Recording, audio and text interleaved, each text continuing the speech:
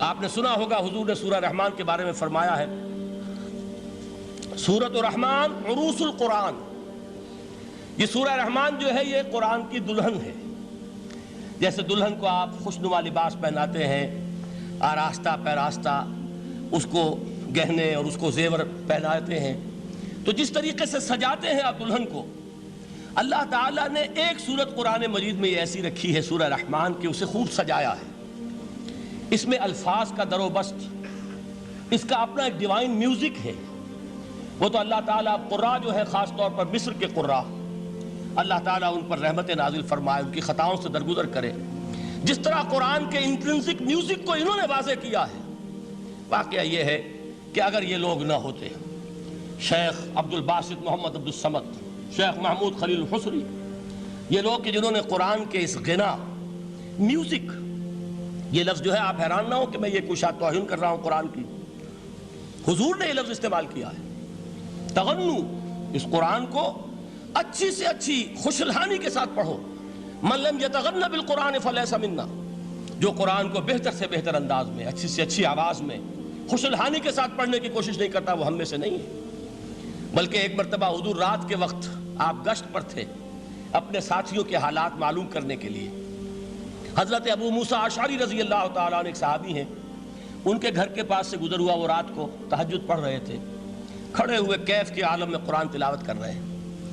حضور کو بہت پسند آئی ان کی قرات، کافی دیر تک وہاں کھڑے سنتے رہے۔ اب انہیں کیا پتا کون سن رہا ہے، بالکل اسی طرح سمجھ لیجئے ایک بات یاد آئی ہے، حضور فرماتے ہیں کہ جس طرح کان لگا کر اللہ قرآن کو سنتا ہے، کسی چیز کو نہیں سنتا۔ ہمیں نظر نہیں آتا نا، ہمیں معلوم نہیں ہے، ہم قرآن پڑھ رہے ہیں تو سننے والا کون ہے؟ سب سے زیادہ کان لگا کر خود اللہ۔ یہاں اس لیے مجھے یاد آیا کہ ابو موسیٰ اشعری کو کیا پتا تھا کہ کون سن رہا ہے؟ وہ اپنی کیفیت میں نماز میں تہجد میں قرآن کی تلاوت کر رہے تھے، اور ظاہر بات ہے ان کے گھر ایکڑوں میں بنے ہوئے نہیں تھے، ایک ایک کمرہ، ایک ایک کوئی حجرہ، ایسے ہی تو گھر تھے نا صحابہ کے، لہذا حضور پاس سے گزرے، آواز آئی، کافی دیر سنتے رہے۔ اس کے بعد آپ تشریف لے گئے، صبح فجر میں ملاقات ہوئی تو حضور نے تحسین کے انداز میں فرمایا، یا ابا موسیٰ انک قد اوتیت مزمارا من مزامیر آل داؤد، اے ابو موسیٰ تمہیں تو آل داؤد کے سازوں میں سے ایک ساز اللہ نے عطا فرما دیا ہے۔ جس طرح حضرت داؤد، لہن داؤدی مشہور ہے کہ جب وہ پچھلے پہر رات کو حمد کے ترانے الاپتے تھے، قرآن میں ہے کہ پرندے شامل ہو جاتے تھے ساتھ، اور پہاڑ وجد میں آتے تھے، پہاڑ بھی ان کے ساتھ شریک ہوتے تھے۔ تو جس طرح کا اللہ نے ان کو لہن عطا فرمایا تھا، حضور نے تحسین کے انداز میں فرمایا ہے ابو موسیٰ اشعری، اللہ نے تمہیں بھی آل داؤد کے سازوں میں سے ایک ساز عطا فرمایا۔ بہرحال قرآن مجید کا جو یہ میوزک ہے، قرآن کے الفاظ کا جو حسن ہے، جہاں تک حسن معنوی ہے وہ تو ہر لفظ میں ہے، لیکن یہ حسن ظاہری، حسن صوتی، حسن لفظی، یہ اپنے کلائمیکس پر آپ کو نظر آئے گا سورہ رحمان میں۔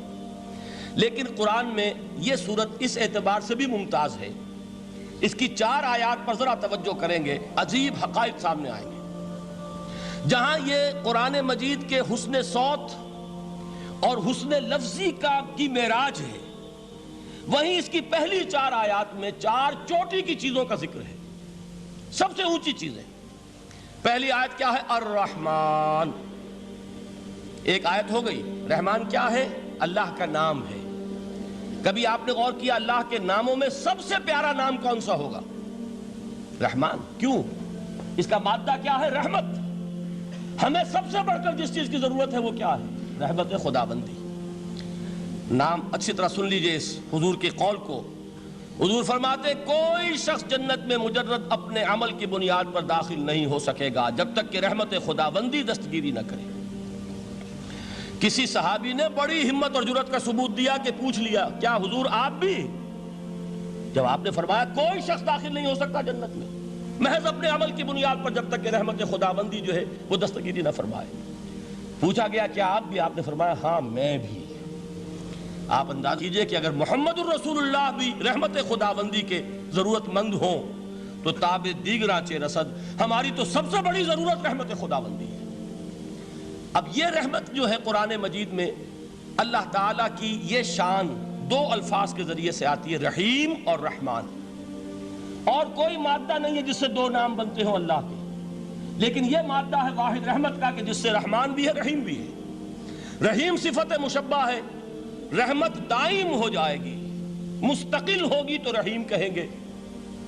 اور رحمان، اس میں رحمت کی ہے وہ شان ہے کہ جیسے ٹھاٹھے مارتا ہوا سمندر ہو، ہیجان کی کیفیت، طوفانی کیفیت، رحمت خداوندی کا طوفانی جوش، وہ ہے رحمان۔ آپ تو رہتے اس علاقے میں ہیں، آپ کو معلوم ہے عرب اگر بھوکا مرا جا رہا ہو تو کیا کہے گا؟ انا جوعان۔ پیاسا مرا جا رہا ہو انا عطشان۔ بہت غضبناک ہوگا غضبان، غضبان آصفہ قرآن میں آیا ہے، بہت غضبناک۔